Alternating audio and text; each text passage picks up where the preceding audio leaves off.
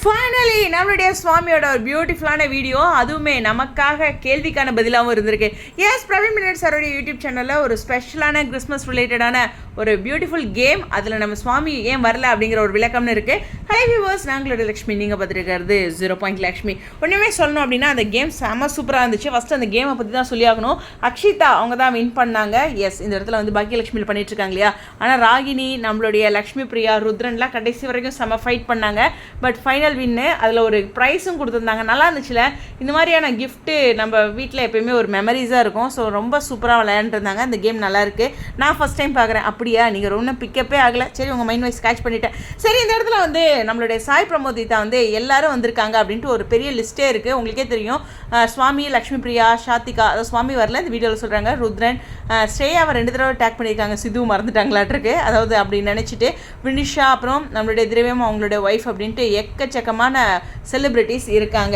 இது மட்டும் இல்லை, பொதுவாகவே ரியோ எல்லாருமே வந்து நம்ம பிரவீன் மினிட் சார் கூட ஒரு தடவை சீரியல் பண்ணிட்டாங்கன்னா போதும், அவங்க வீட்டில் எல்லாருமே அடிக்கடி வருவாங்க. அப்படி ஒரு ஃப்ரெண்ட்ஷிப் பாண்டிங்க பிரவீன் மினிட் சாரும் சாய் பிரமோதிதாவும் மேக் பண்ணிட்டு இருக்காங்க அப்படிங்கிற ஒரு விஷயம் தான். சூப்பராக அவங்களோட அப்டேட்லாம் இருந்துச்சு, வீடியோஸும் வந்துட்டு இருக்குது. அவங்க அங்கே எப்பயுமே அவங்களோட வீட்டில் செம்மையாக விளையாண்டுட்டு இருப்பாங்க.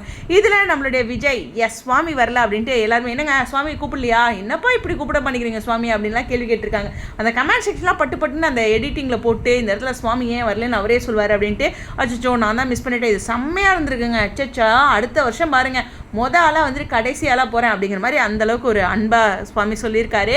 ஸோ இதில் இன்னொரு மறைமுகமான விஷயம், சீரியல் ஒரு வருஷத்துக்கு முடிய போகிறதில்ல. இதையும் நம்ம நோட் பண்ணிக்கணுங்க மை லார்ட் அப்படிங்கிறதா. ஏன்னா விஜயா வரேன்னு சொல்லியிருக்காரு. ஸோ அது ஒரு சந்தோஷமான விஷயமா இருந்தாலும், இதே மாதிரி ட்ராக் போச்சுன்னா மனசு தாங்காது பிகிலே, ரொம்ப கஷ்டப்பட்டு நாங்கள் இந்த வருஷத்தை ஓட்டிகிட்டு இருக்கிறோம் இந்த சீரியல்னால அப்படிங்கிறதையும் பதிவு பண்ணி நமக்கு பிடிச்ச ட்ராக் வரணும். பாரி சார்லாம் என்ன தான் ஆறுதல் சொன்னாலும் அந்த டைலாக் வந்து நம்ம மனசில் பதிஞ்சிருது இல்லை. நான் உண்மையுமே எங்கிட்ட நிறைய பேர் கேட்டிங்களே, தான் குறிப்பிட்டு சொல்லுங்கன்ட்டு ஏற்கனவே நம்ம எல்லாரும் கஷ்டப்பட்டுட்டு இருக்கோம். அதை ஏன் குறிப்பிட்டு சொல்லி இன்னும் காயப்படுத்தணும்னு தான் நான் இந்த டைலாக்ஸ் இந்த மாதிரியான வேர்ட்ஸ்லாம் கொஞ்சம் கவனிக்காத மாதிரியே விட்டுறேன். உண்மையாக அதுதான். ஏன் சந்தோஷமாக இருக்க வேர்ட்ஸ் தான் நான் ரொம்ப டீட்டெயிலாக மென்ஷன் பண்ணுறேன் இப்போ சமீப காலமாக.